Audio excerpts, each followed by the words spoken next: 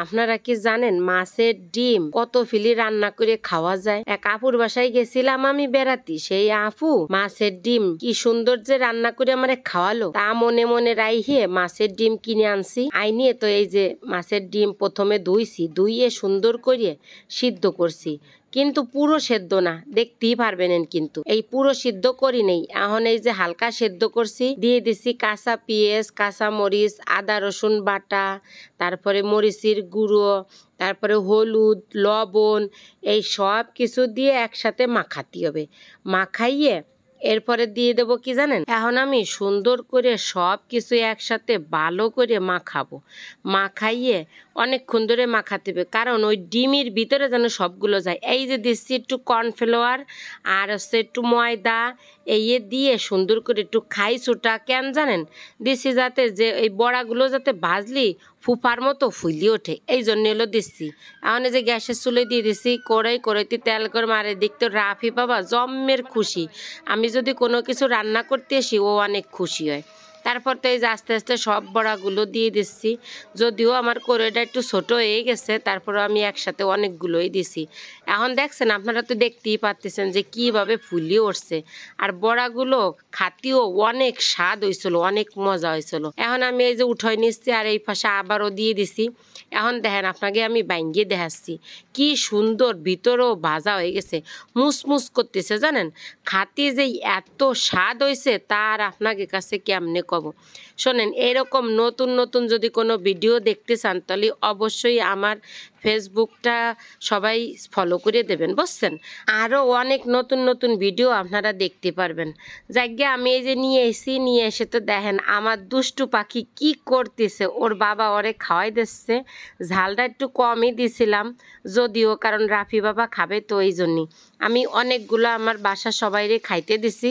আর কিছু বড়া এই যে আমি এখন হালকা একটু পেঁয়াজ পুড়াইয়ে তার ভিতর রসুন দেব, লবণ দেবো, তারপরে হলুদ দেব, এরপরে আবার একটু মশলা দেবো। কি মশলা জানেন, ওই যে আদা বাটা, রসুন বাটা, জিরে বাটা, এইগুলো সব দিয়ে একসাথে এরবো। তার সাথে দেবো একটা এলাচ, একটু দারচিনি, একটা তেজপাতা, এই দিয়ে আবার ভালো করে মাখাবো। মাখাইয়ে এই যে সুন্দর করে এখন বড়াগুলো আমি আস্তে আস্তে সব কষালি, বুঝছেন, অনেক মজা লাগে। দেখছেন এই যে কতগুলো বড়া আমি এখন ডাইকে দিছি। গ্যাসের চুলোয় তো এখন ডাকনা আনতে কিডা রান্নাঘরে যাবে কন। এই যে এখন আমার রাফি বাবার কাছে আমি চলে এসেছি, আইসে রাফি বাবারে খাওয়াই দিচ্ছি। আর ও তো আমারে পালি সেই খুশি হয়, দেখেন কি সুন্দর করে খাচ্ছে। মাশাআল্লাহ, সবাই আমার রাফি বাবার জন্য দোয়া করবেন, ও যেন সুস্থ থাকে, ভালো থাকে, নেক হায়াত দান করুক আল্লাহ, এই দোয়া সবাই করবেন। দেখেন কি করতেছে আমার রাফি, ওই জায়গা পড়ে গেছিল, তা আবার আমারে দেখাচ্ছে উই যে। এখন এই যে দেখেন আমি এবার সামনে একটু ক্যামেরা ধরছি, সে তো আল্লাদে গদ বাবা কি দুষ্টমি করতেছে আমার রাফি। ওদিকে আবার আমার চুলোর দ্বারেও জাতি হবে, কারণ চুলোর দ্বারে দিয়েছি খাবার ডাকনা দিয়ে ডাহিয়ে। এখন এই যে সবগুলো দেখেন ভিতরে যদিও কোনোটা একটু থাহে, ওই যে দেখছেন কি সুন্দর সব হয়ে গেছে। এখন এই যে আমার রান্না করা শেষ, বোনা করা হয়ে গেছে। আমি কিন্তু মশলা তেমন রাখছিলাম না। এখন আপনাকে সামনে এই যে চলে এসে খাদক এনে খাবে আর আপনাকে দেখাবে। যদি আপনাকে কেরুর মাছের ডিম ঘরে থাকে, সে কিন্তু অবশ্যই এইভাবে মাছের ডিমটা রান্না করে খাবেন। আমি আবার কি আর করবো কন, আমি যাই খাই না কেন কাঁচামরিচ সাথে থাহে।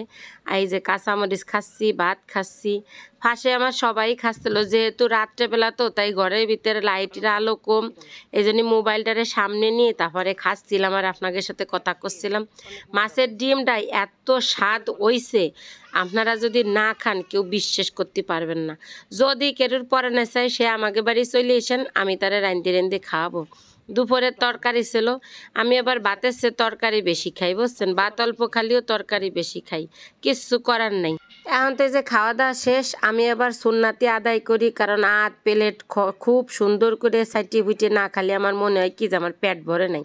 আমি যত খাবারই খাই না কেন, যদি আমি আমার প্লেটটারে সুন্দর করে না খাতে পারি, তাহলে আমার কাছে মনে হয় কি যে আমি মনে হয় আজকে কিচ্ছু খাইনি, এরকমের মনে হয়। কেন মনে হয় আমি জানি না।